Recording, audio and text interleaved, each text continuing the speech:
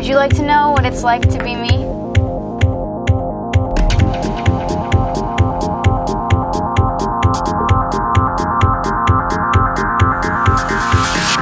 Stop!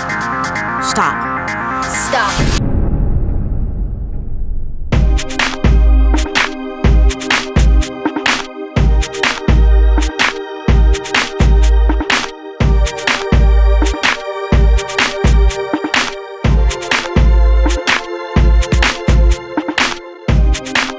This is who we are. This is our life. This is our generation.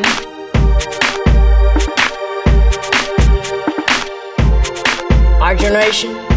It's complicated. We are indifferent to change, no matter what kind of change it is. We're experiencing change faster than any generation before us. We live in a world of rapid acceleration. We have to keep up. Some call us digital natives. Because we've never known life without the internet or cell phones. We don't like to be labeled or categorized or stereotyped. Especially by those who know us the least. If I need advice, I'd rather get it from my social network than my parents or pastor. Who do I trust? I trust myself. I trust myself. I do what I feel is right. I trust my ability to decide what's right for me. I feel successful when I feel happy. Isn't that really the point? We are 33 million strong. This year, corporations will spend $15 billion. Trying to get me to buy something. By the time I graduate high school, I'll have seen 360,000 commercials. My parents have no idea what I do on the internet. My parents don't know I use their credit cards on the internet. My parents aren't clued in enough to know what I do on the internet. Or maybe they just don't care. I get a lot of friend requests from people I don't know, and I chat with them often. I plan on meeting one of them in person soon, and I haven't told my parents, who are definitely not on my friends list. This is who we are. This is our life. This is our generation.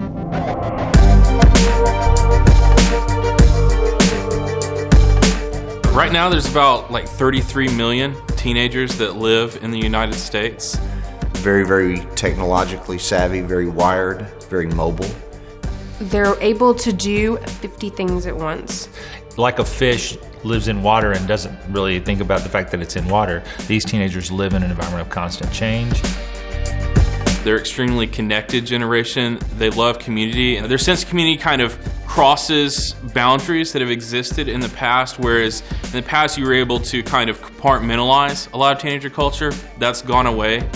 So instead of where it was always a person-to-person, we're realizing that they are now meeting and talking to friends on the internet that they've never actually met, other than through whether it's Facebook, MySpace, Tumblr, blogs, all of these different places. Well, I think just like any generation of teenagers, relationships is the biggest thing in their world. You know, they're relational, but it's in a different way. They're sharing their life with each other in a totally different way. They're almost trying on identities in social networking sites to sort of decide who they're going to be. And once they decide who they're going to be, they're very passionate about it.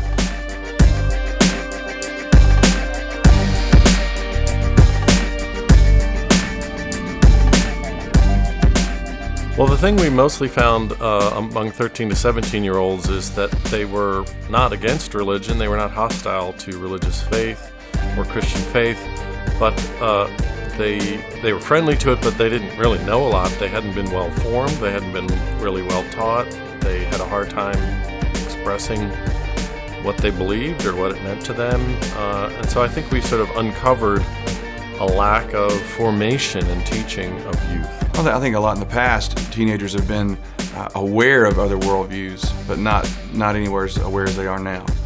Because now they go online and they share what they believe, and they get 20, 30 replies from several different worldviews, different faiths, different religions, or different non-religions, and I think they're bombarded by that. Well, today's teens, whatever their own family's religious faith or their own religious faith tradition is, are growing up in a world that's highly pluralistic, that there's a lot of different beliefs, a lot of different moral beliefs, a lot of different worldviews that That it's not just out there in Time magazine, it's in their high school, it's in their own local community. Because there's all these different opinions on what the answer to that question is, of who God is. It's hard to connect the dots, I think, for them, and to say, I believe this, but this is how it's supposed to be played out in my life. The majority are very biblically illiterate. And I think, if anything, a lot of students aren't grounded in what they think they believe about the Bible, about God, about life. So when they're challenged, it makes them just sort of back off. And once they back off, they start just thinking, well, maybe everything's kind of just true.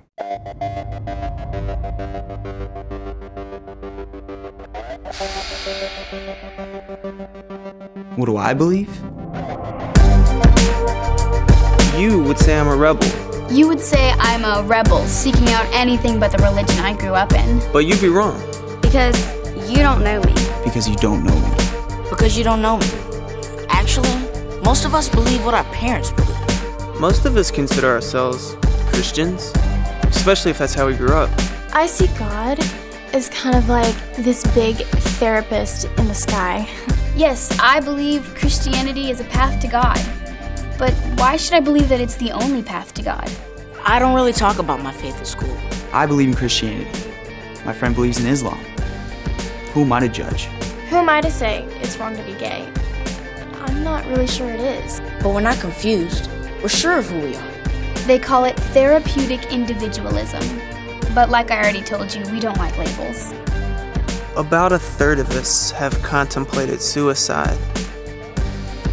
And I'm one of them. But like I said, I am a Christian. I am a Christian. At least I think I am.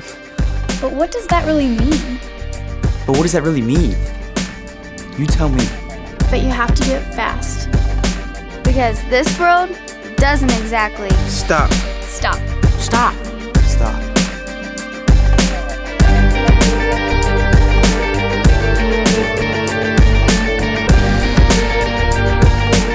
We're waiting. We're waiting.